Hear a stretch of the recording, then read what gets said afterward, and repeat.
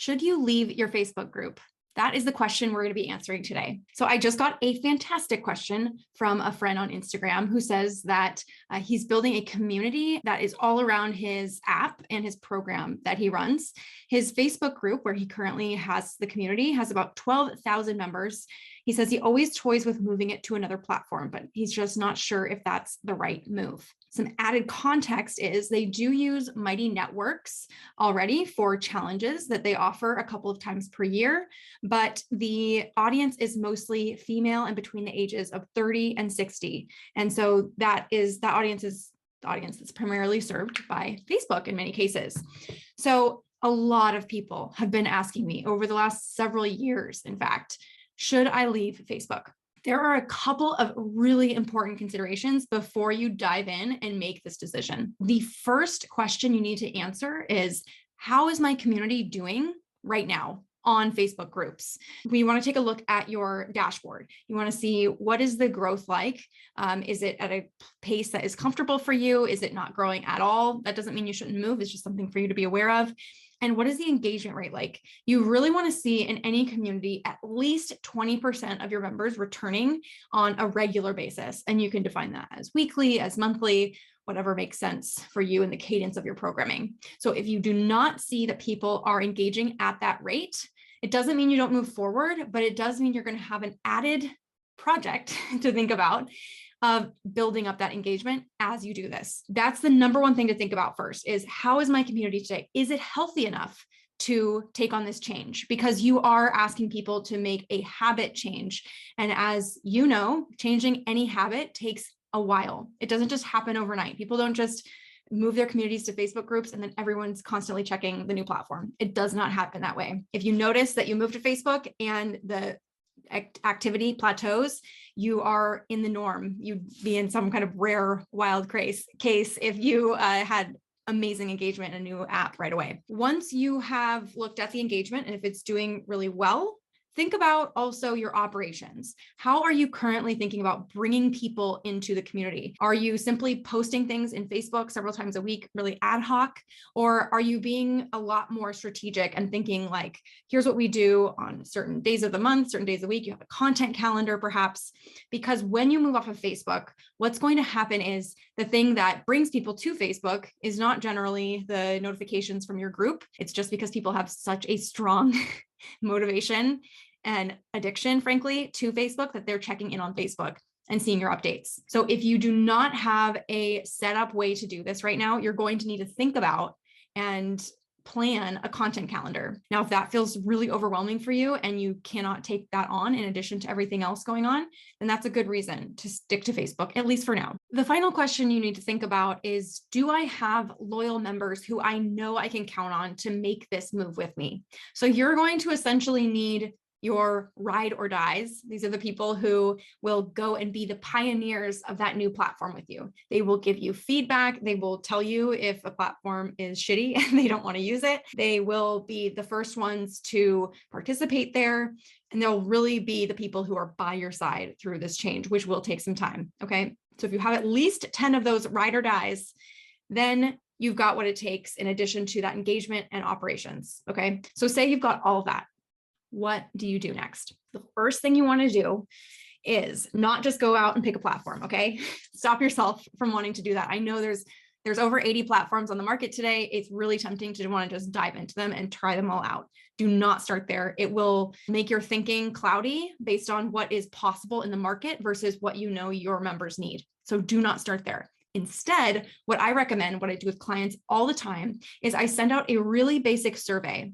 Now, this survey is meant to assess people's general needs, how they want to connect with other people. And we don't ask how you want to connect with other people. We ask things like, how have you connected with members in the past? And what has that meant for you? And what have some of the outcomes been? And from there, we can then use that survey as an initial kind of gut check for telling us, yes, people are happy where they are, or no, we have some room to grow. But primarily, this survey is not meant to give you like the clear answer. In fact, the purpose of the survey, the ultimate goal, is to use it as a screener, so a screening mechanism to have people give you their emails or their contact information and say, yes, I'd like to talk to you more about what you're thinking about with regard to changing platforms. And then you're going to want to get on the phone with a bunch of your members and talk with them about what you're thinking about. We're thinking about leaving Facebook. We have got a couple of platforms that we've kind of been eyeing, but we just really want to assess what this might mean for you in your life.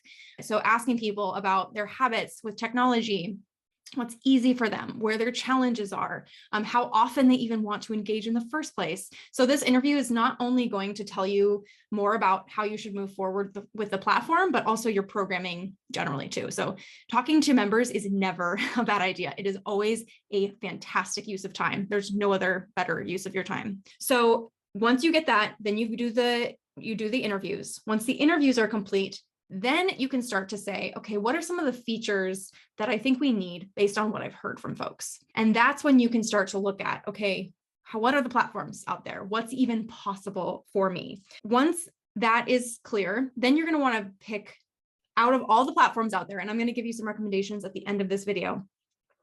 Out of all those platforms, which ones do people like? So that's when you're going to bring in those ride or dies, and you're going to ask them to use the demo setups, the sandboxes for those platforms with you, and get their honest reaction. What do they think? They're going to know much better than you are how convenient it's going to be for their lives, what's annoying about it.